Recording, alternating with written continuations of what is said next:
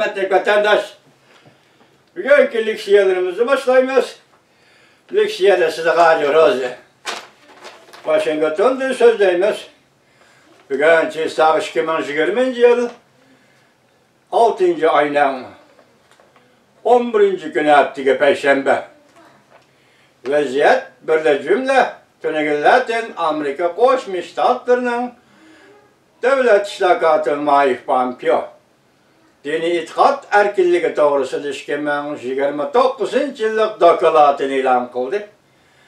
Dokulatta Tibet'le ve Nazarband kılıngan Uygurlar, Falungonçular, Hristiyan dini muritlerinin dini faaliyetlerini çekleşle Xitay hükümetinin keskinleştirip atqallığını kızgaldı.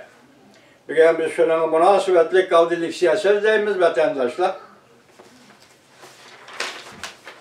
Mavzumunda Amerika Koşmuş Ştatları Devlet Mahkemesi dini itikat erkinliği dokulatı ilan kıldı. Devlet işlakatı Mike Pompeo Cungo'da dini itikat erkinliğine bastırıştan keskinleşkenliğini kanıtlayıp tenkit kıldı. Mavzuda haber 6. ayının 11. günü Amerika vazının Xitay tel programı ilan kılındı haber. Bundan başlar.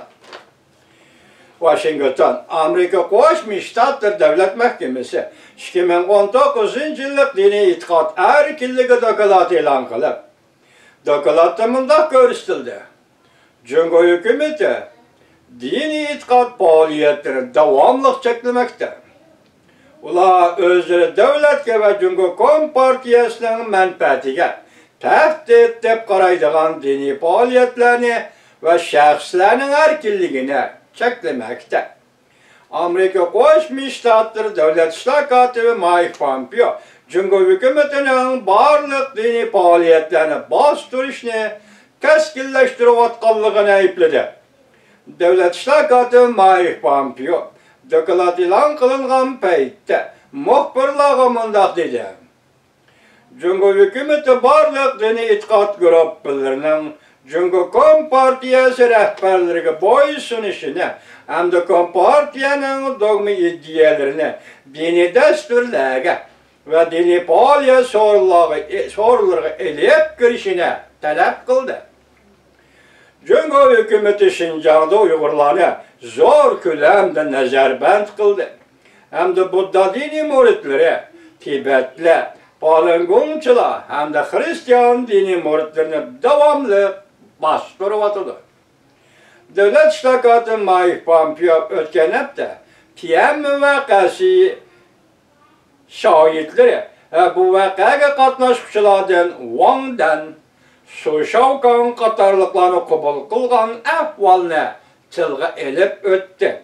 Pompeo Amerika'da yüz bergen narazılık namayişlerden Cungo hükümeti özünün siyasi gün tertiplerini ilgili sürüşte faydalandı dep eğiz kaldı.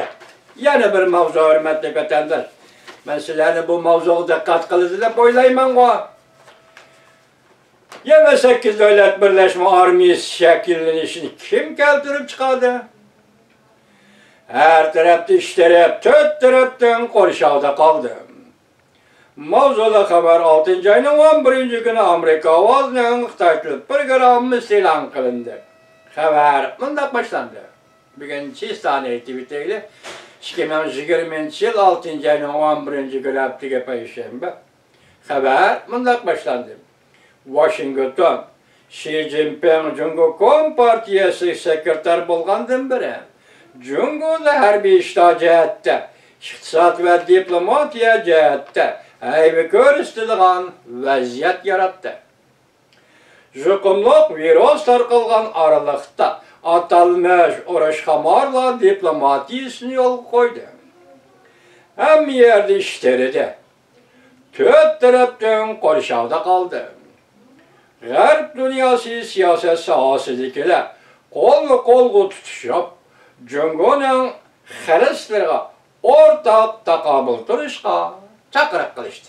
Özara çakırık kılıştı. Bazı devletler ara ittifaklaştık, allakaçan şekillendi.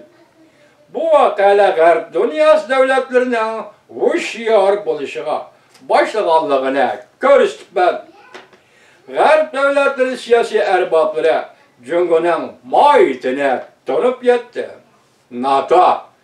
NATO'ning kotibi Jens Stoltenberg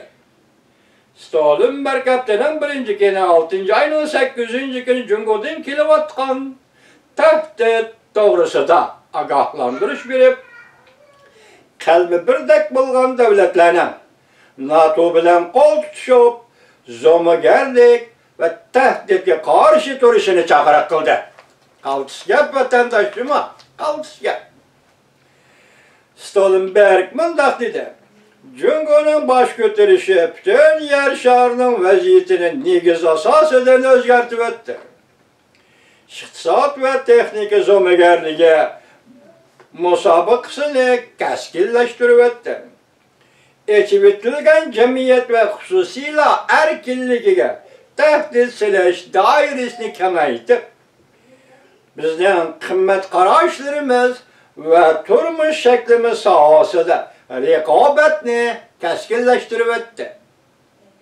Stoltenberg yana mundaq ko'rsatdi. NATO'ning kotibi Stoltenberg yana mundaq ko'rsatdi. Jungoning bosh ko'tarishi va buningdan yetib kelgan oqibatlarga taqobil turish uchun NATO bir niyatda ittifoqlashish kerak. Jangovar chaqiriq vatandosh. NATO chaqiriq qilyapti juma vatandosh. Jungoga taqobil turish uchun